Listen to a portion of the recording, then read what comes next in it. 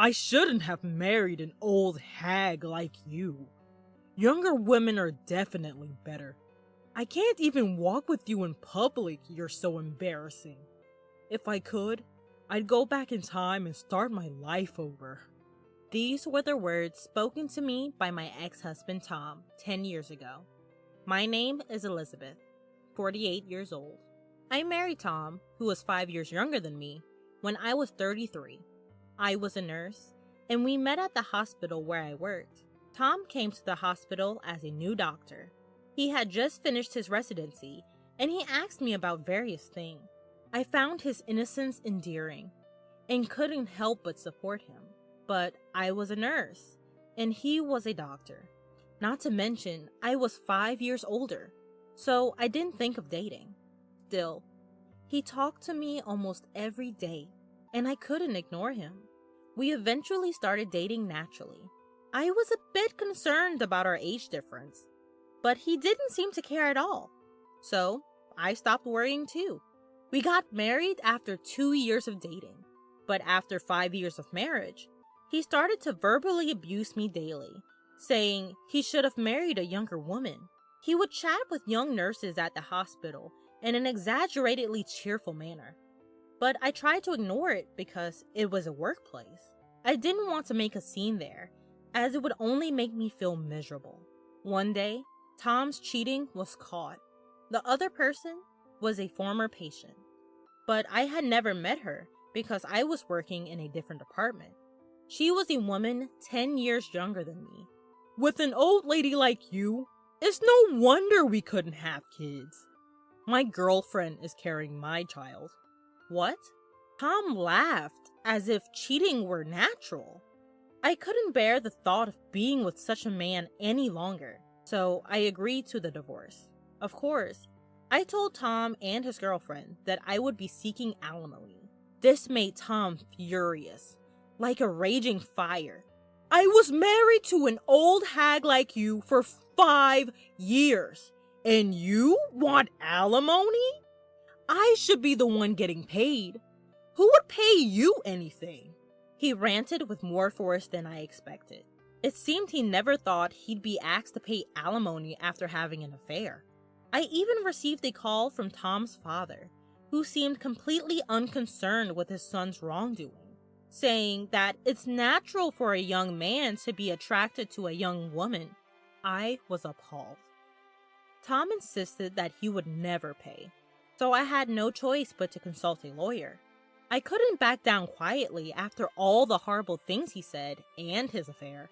The lawyer told me that demanding alimony was my right, and I left everything to them. I often heard that getting a divorce is more difficult than getting married, and I truly felt that way. Thanks to the lawyer, I was able to receive the proper alimony, terminate the lease on the apartment we shared, and start living alone. I changed my last name from Evans back to my maiden name, Britton. The only silver lining was that Tom had switched to another hospital. I wouldn't want to be in a hospital with a greedy old hag like you, he said as a parting shot. He must have thought that divorcing because of his infidelity and marrying his mistress right away would inevitably cause resentment among others.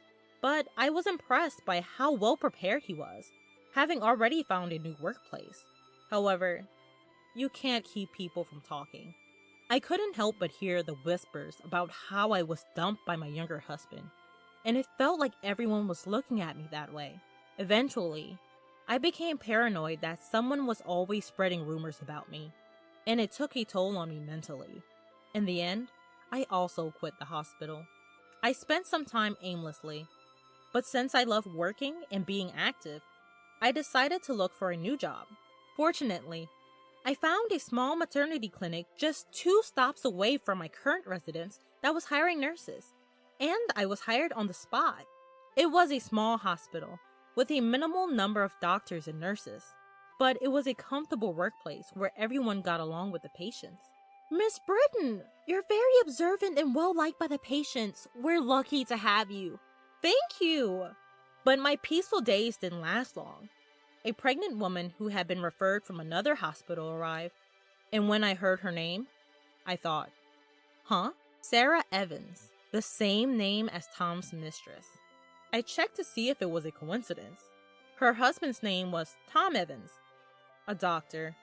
No doubt, my ex-husband. Tom's hospital didn't have an obstetrics department, and they had recently moved nearby and were referred to this hospital. I had changed back to my maiden name after the divorce, and we had never met face to face. She didn't seem to recognize me either, but I never imagined I'd run into them here.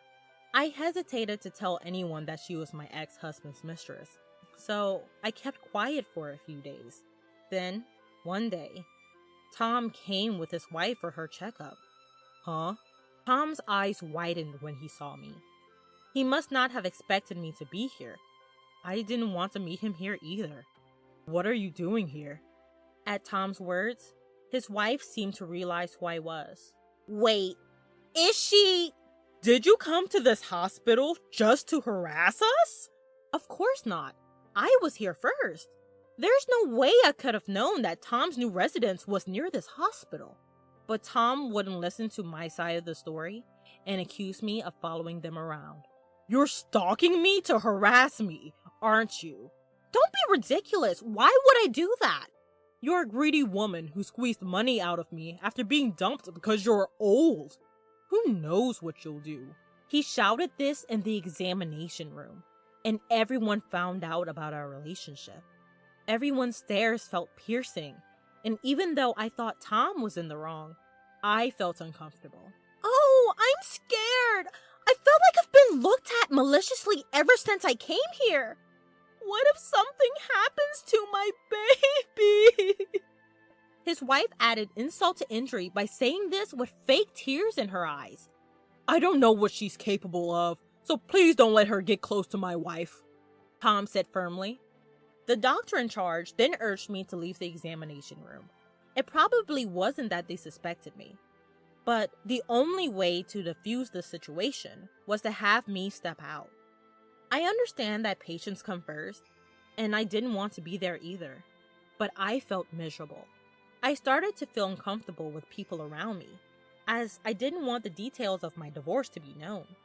To make matters worse, Tom's wife continued to come to the hospital and badmouth me every time she came. Although everyone knew I wasn't in the wrong, the other person was a patient. Moreover, she was pregnant and needed to be taken care of. No one could say anything, as they didn't want to upset her nerves and cause health issues or interfere in personal matters. As a result, my comfort in being there only worsened. There was still more than 6 months until her due date, and I couldn't bear the thought of spending all that time in this kind of atmosphere. Even though it was a good workplace, I submitted my resignation to the hospital. It's a shame, but there's nothing we can do, said the director, whose face seemed somewhat relieved. I felt like I was being punished, even though I hadn't done anything wrong. Exhausted by everything, I couldn't bring myself to look for a new hospital to work at and return to my parents' rural home. They welcomed me without saying anything. At first, I couldn't bring myself to do anything, but I felt guilty for just staying at home every day. So I decided to take a part-time job at a nearby supermarket. It was my first time working outside of a hospital, but it was refreshing and a nice change of pace. I loved being a nurse, and I felt a sense of fulfillment in it. But it was a workplace where I was responsible for people's lives, and the weight of that responsibility was immense. There wasn't a single day when I could let my guard down. Being away from that life was emotionally uplifting. 3 years after returning home, I was offered a full-time position at the supermarket. It seemed my hard work was recognized, and I was genuinely happy to accept the offer. 4 years later, a matchmaker approached me. Are you interested in giving an arranged marriage a try? Excuse me?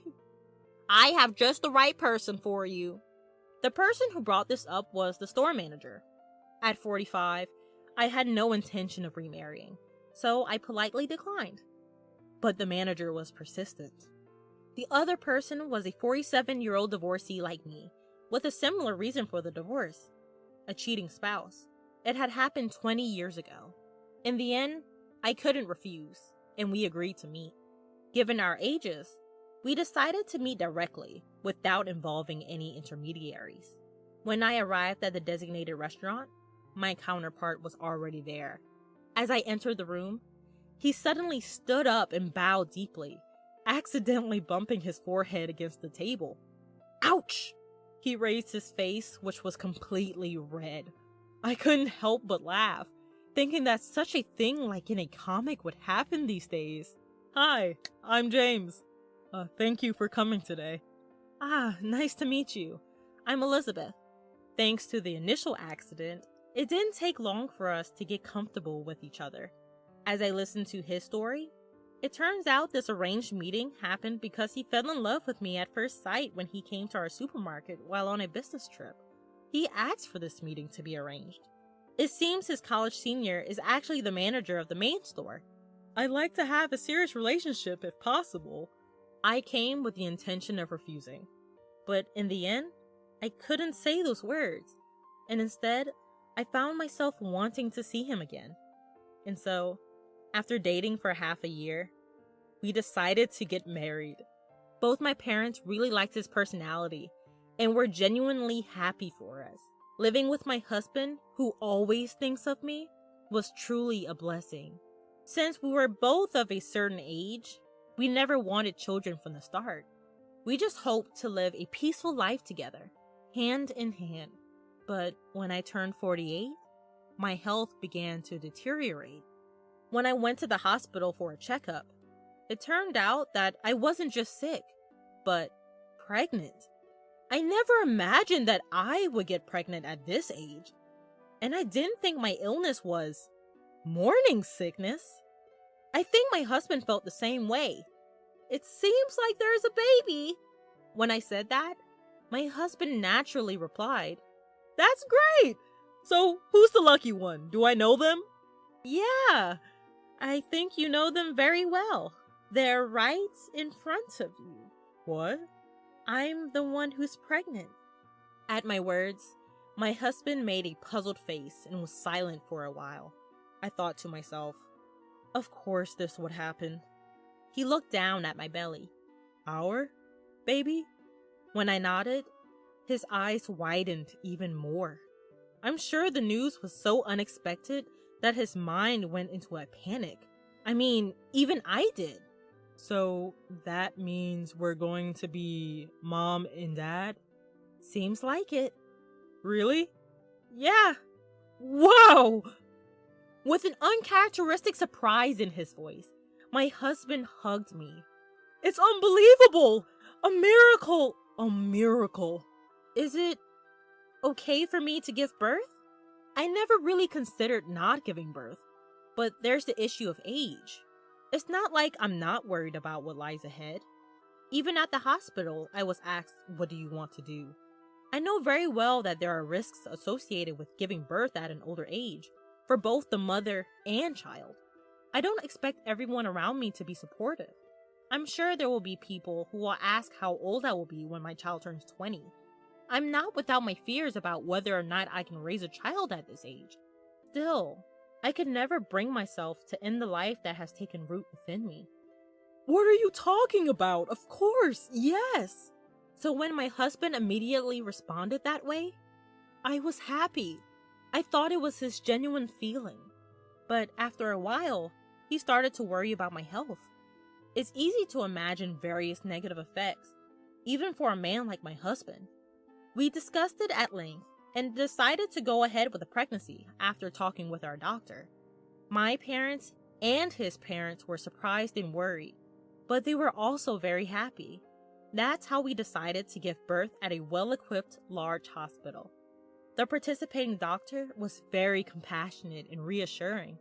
And on the day of one of my checkups, not only the obstetrician, but also an internist was scheduled to be there, just in case. My husband was supposed to be there, but he had an unavoidable work commitment, so I went into the examination room alone. To my surprise, my ex-husband, Tom, was also there. Honestly, I couldn't believe I would run into him in a place like this. Wait, seriously? You're the 48-year-old pregnant woman? Giving birth at that age is unbelievable. Tom burst out laughing. The obstetrician and the nurse in the room looked confused, but Tom didn't seem to care. You have no right to say that to me. I'm just worried about you. An old lady getting pregnant. That's just gross. Is that how you treat your patients? I can't believe you would say something so hurtful to a pregnant woman who's already anxious. Are you really a doctor? What are you acting so high and mighty for? Most of the patients at this hospital are wealthy, you know. Do you even understand that? You should leave before you embarrass yourself. Excuse me, Dr. Evans! I'll be leaving anyway. I wouldn't dream of giving birth at a hospital with a doctor like you. Yeah, get out of here. Dr. Evans, that woman is the wife of the heir to the Miles Group, who has made significant donations to our hospital. What? Dr. Evans, you may not have known since you are new to our hospital. No way, but she's my... I have no connection to you. Even so, what you just said was terrible. As Mrs. Miles pointed out, I can't believe a doctor would say something like that. Just then, my husband arrived. Sorry I'm late. My wife has been a great help to you. He could clearly see that I was angry, and Tom was pale, sensing something was off. Is something wrong? I was just told by this man here, Dr. Evans, that giving birth at 48 is disgusting. What? Upon hearing those words, my usually mild-mannered husband's expression changed instantly. And because I mentioned Dr. Evans, he probably realized this man was my ex-husband. I had talked about my previous marriage, and he knew Tom's name and occupation. Are you Dr. Evans? You insulted my wife, didn't you? Well, that's... What kind of hospital is this, where a doctor insults a patient? I can't trust my wife and unborn child to a place like this. As soon as my husband finished speaking, the nurse, who I had left earlier, returned with the director.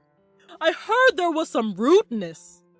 Director, we came to this hospital because my father recommended it. But I can't believe a doctor like this is employed here. It seems we chose the wrong hospital. I'm terribly sorry. That's not true. This man is not our doctor. What? I just fired him. Director, what are you... I didn't know he was like this either. I only took him in because a friend asked me to.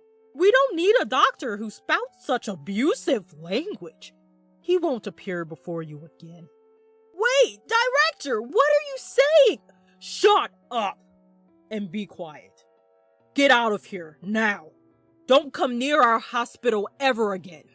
Hearing the director's words, Tom, who was shouting, "No, I won't leave, I don't want to," was dragged out of the hallway by the obstetrician. The director apologized so profusely that we felt sorry for him. So we regained our composure and sat back down. But my husband's anger didn't subside immediately, and he asked, "Is it because my father has donated to this hospital that you fired him? If not, would you let a doctor like him roam free?" The director shook his head in disbelief. Actually, it seemed that Tom had only been at the hospital for a week. Tom's father was a classmate of the hospital director, and after a recent reunion, he had begged the director to hire his son. The director had never imagined he would be like this and genuinely apologized. It's not like all the doctors at this hospital are like Tom. In fact, our obstetrician is a very good doctor. If Tom wasn't here, I'd want to give birth here, and my husband agreed. My father-in-law is the president of a major company with branches across the country, donating part of their profits to medical and welfare facilities. He had donated a large sum to this hospital because my mother-in-law was treated here for a serious illness when she was young. So my father-in-law recommended this hospital for my childbirth. A few days later, Tom contacted us, begging us to talk to the director and rehire him. If you ask, they might reconsider, right? Apparently, he had often angered patients with his arrogant attitude and had been moving from hospital to hospital. I can't think of him as anything but a fool for making the same mistakes over and over. My ex-father-in-law had told him there would be no future for him if he got fired again. However, I can't help but think that my ex-father-in-law's leniency is what made Tom this way. When the call came, my husband was with me. He took the phone from me, yelled at Tom that if he ever contacted us again or came near me, he would report him to the police for harassment, and Tom never called again, probably out of fear. Sometime later, on the way home from the hospital, we stopped by a convenience store and saw Tom working there. It seemed no other hospital would hire him anymore. He was crying and said his wife and child had left him. But I couldn't feel any sympathy. I just decided never to go to that convenience store again. The following year, I gave birth to a healthy baby girl. She's very adorable. No matter what happens, I'm determined to raise her with responsibility and care. But my husband has been smitten with our child since the moment she was born. He seems to be becoming a very indulgent father, so I have to be careful.